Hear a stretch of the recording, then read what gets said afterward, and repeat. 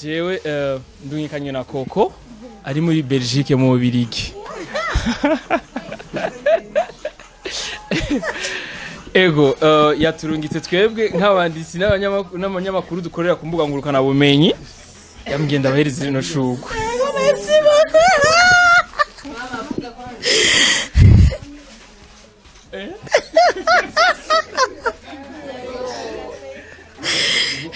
Yes.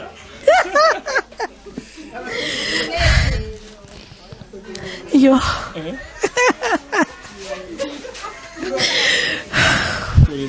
Yampaye iryo shugwe mugara ndi majambo yampaye nze kugushikiriza.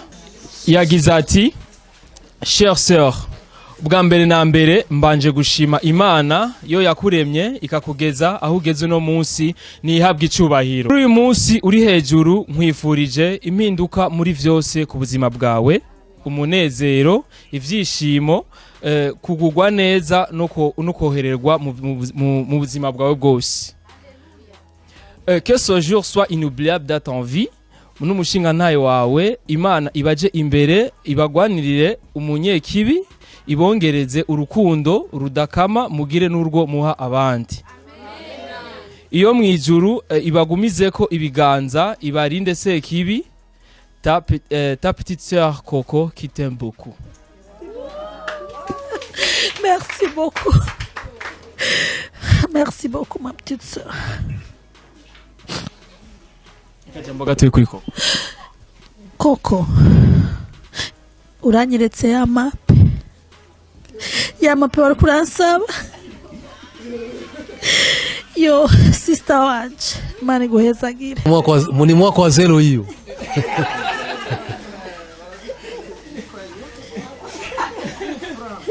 Bana kufura moya nguvu sana.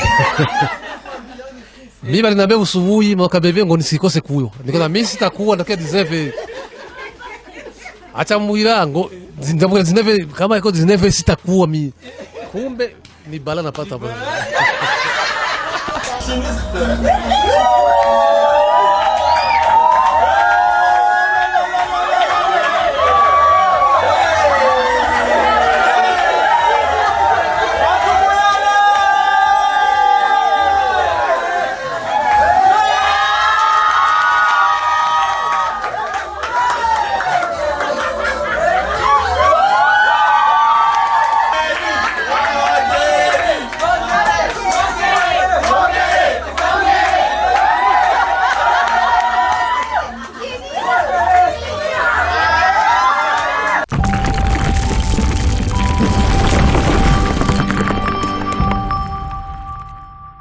Bonsoir mesdames et messieurs, le fond de Buddha Flavor. This is Step Media channel for this industry of Buddha Flavor. Chakenya makuru shema kibazenda bishamvuga muri industry of Buddha Flavor. Mutuma tubikora reka tuze dukengurikira Imana amadu subira dukengurikira namwe bwakunzi ba Step Media 257 wherever you are. Ndakunda cyane kandi big up sana kuri support wa mutwereka byarushika cyane ku mutima bituma tubaronderera ya makuru nyene aba neza cyane ariko kandi giye tutadukora ibintu byinshi bigiye tandukanye.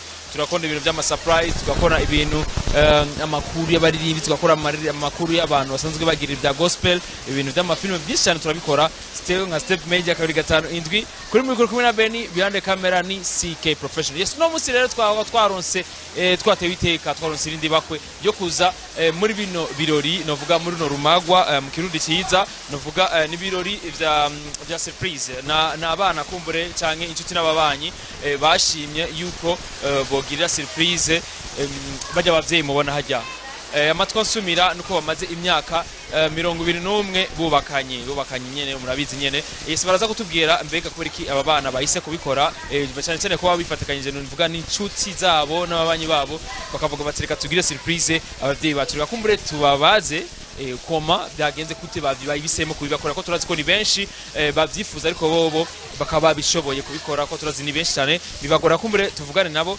batubwire gute bashobora kuba baravyitegura ko turabona yuko twasanze bari mu myiteguro bite sawa rakomeye yego babita bande Hangizakimana Aisha Aisha yes Aisha turakubona uri ngaha tusanze muhi ni muhira ngaha yego ni muhira.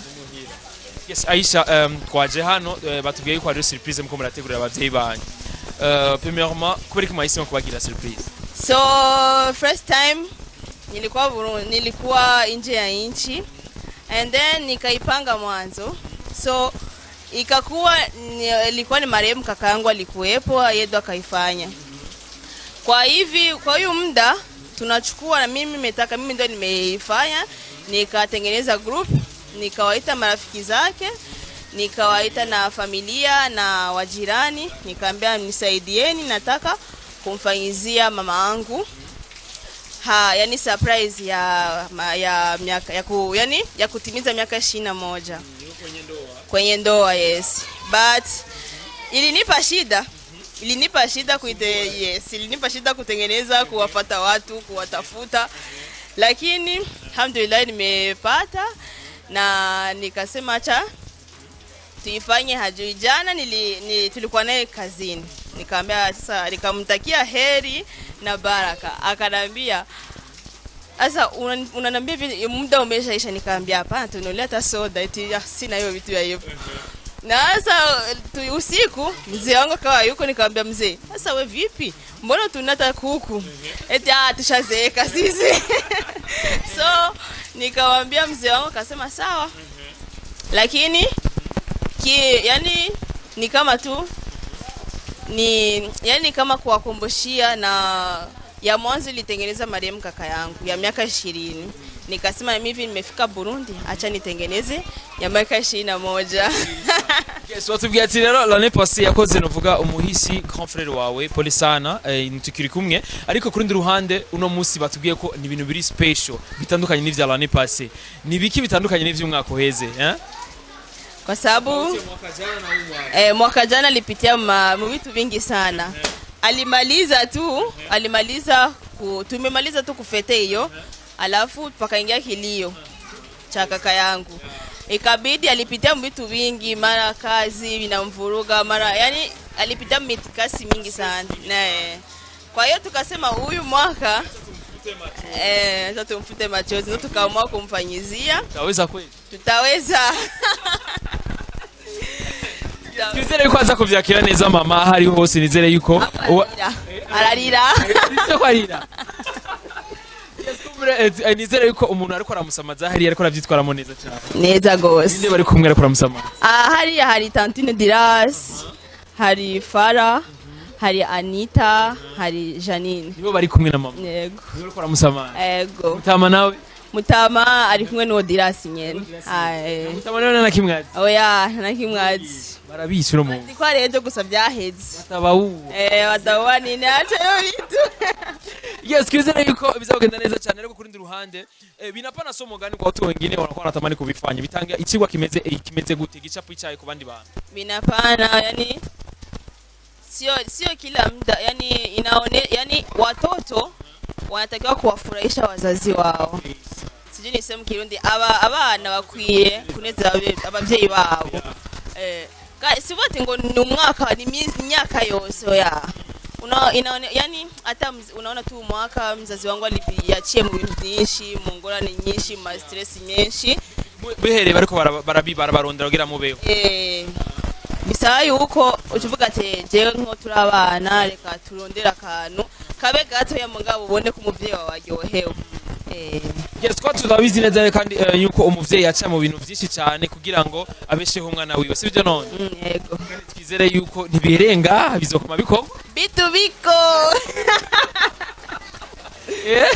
so Ntibirenga. ntibirenga Izokwama biba. izokwama biba Kabi. saba imana iduhe n'ubundi buzima burebure ihe n'abavyeyi bacu kandi si abavyeyi bacu gusa abavyeyi bose n'abana boshobora gukorera ibi ahubwo bagiye n'ubwenge avuga ati reka tubagire abavyeyi bacu ine by'amateka yuko bibereye kunisigwa n'abandi baze bikorera abavyeyi kuko biraryoshe kuko nk'ubu mama wawe ntacazi papa wawe nta kimwe azi bazi yuko baza gutaha gusa mu rugo basange abana babavugishe papa karibu no munsi byagenze gute ku kazi mugabo ntibazi yuko ari something amazing abana babateguriye sivyo none yes ndagushimire cyane ego merci nawe ariko umenga urafise abandi muvuga ego bari he babiri bari hanze uwundi nawe kerene ngo hano uwundi nawe n'uyu abandi uwundi nawe n'uyu ugifuwa wazi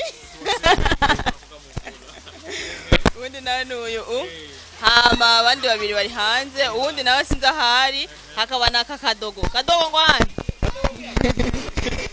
uyu ariko gaherereze yani wewe sasa ndio ulifunga milango jina lako nani Aslau. Leo utamfanyia surprise mama.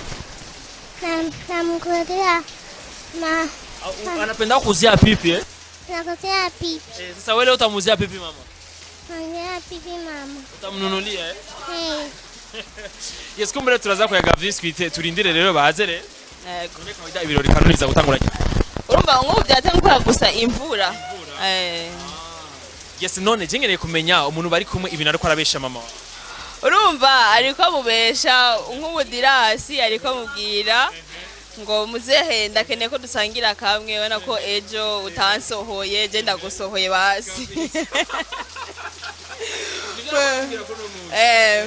Hama wundi nari kumwe na mama mubwira ati uraje ngo dukora akazi kwanza ari ibintu nshaka kukubwira umfashe ku rubanza nyene mama nari ko arabyumviriza kugira umwanya ugo mugenda bahure kufa bajaza rero kabisa kuze step kuri 5 kumbere turaza kubibona byinshi bateguye urabona yuko abana bitaha abavyeyi babo nawe uzi yuko ufise opportunité yo ko ukibabona ifo kubibereka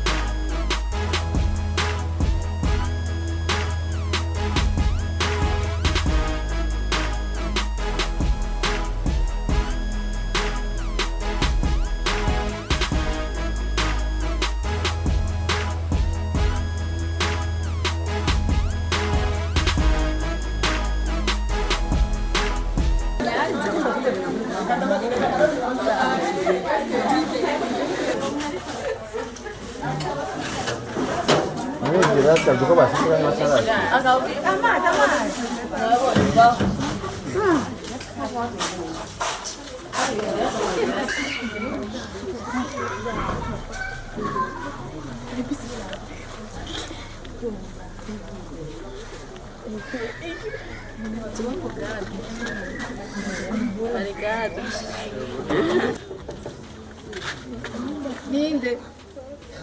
Ni mama.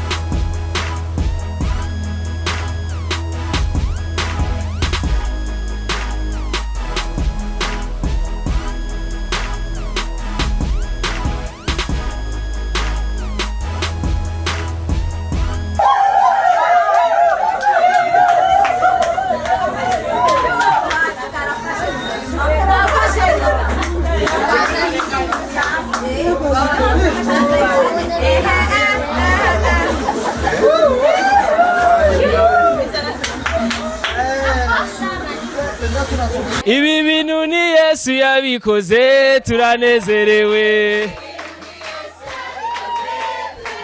Oh, ibi bintu ni Yesu yabikoze turanezerewe. Oh, ibi bintu ni freshi, ibi bintu ni okay, ibi bintu ni sawa, ibi bintu ni Yesu yabikoze turanezerewe. Asante sana, twakomera amashi. Yes, bonsoir. Ndabaramukije. Tugire Kristo. Bon, jewe ndungikanye na Koko ari muri Belgique mu Bubirigi. Ego, yaturungitse twebwe nk'abanditsi n'abanyamakuru dukorera ku mbuga ngurukana bumenyi. Yamugenda abahereza rino shugwe.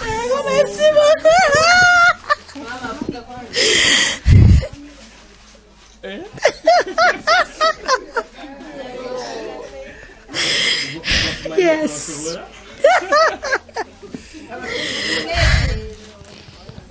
Yo.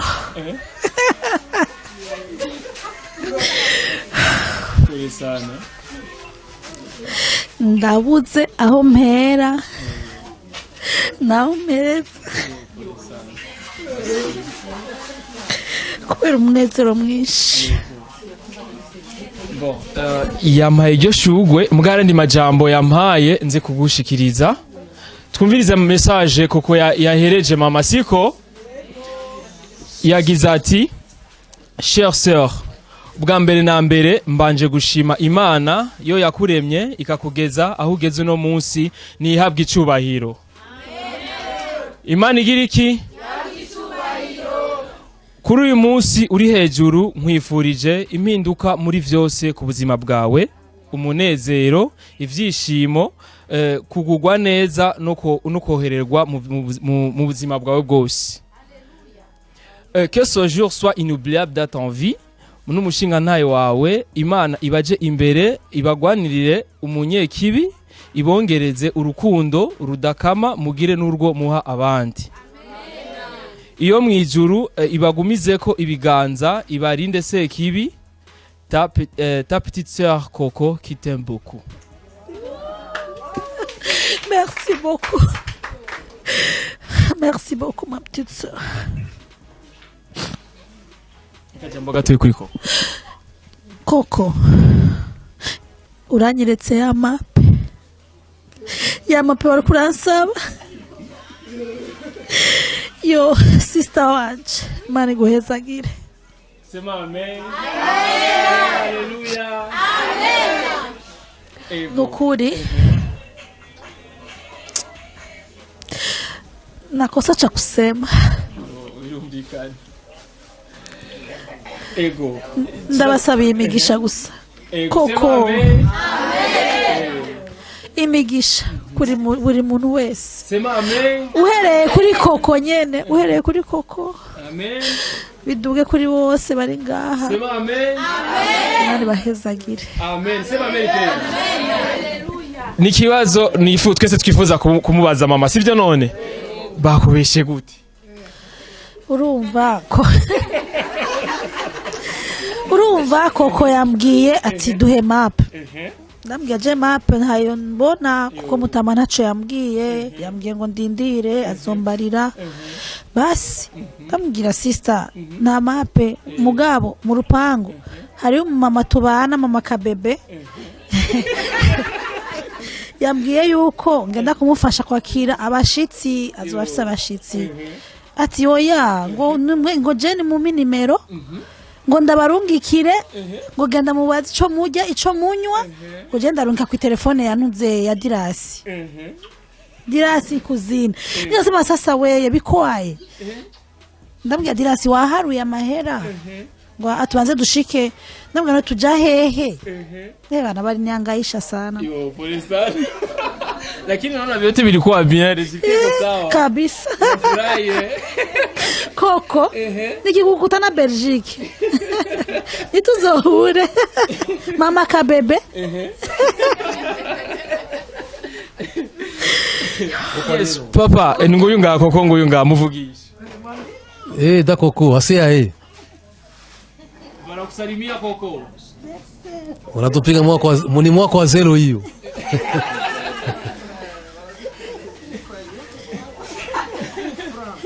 Bana kufra moya nguvu sana. Mimi aliniambia usubuhi mwaka bebe ngo nisikose kuyo. Nikana mimi sitakuwa ndakia 19. Acha muira ngo ndambuka 19 kama iko 19 sitakuwa mimi. Kumbe ni bala napata bwana. Yes, yakuza semenya kari gatanu indwi kumbure tugira tutagure n'ibirori nyavyo rero. Barako baravugana n'umuntu yadutumye tubashimire cyane. Tunashukuru sana, turashimye gose gose umubwire bofre ati nta kundi naco mfise mvuga ati vyabaye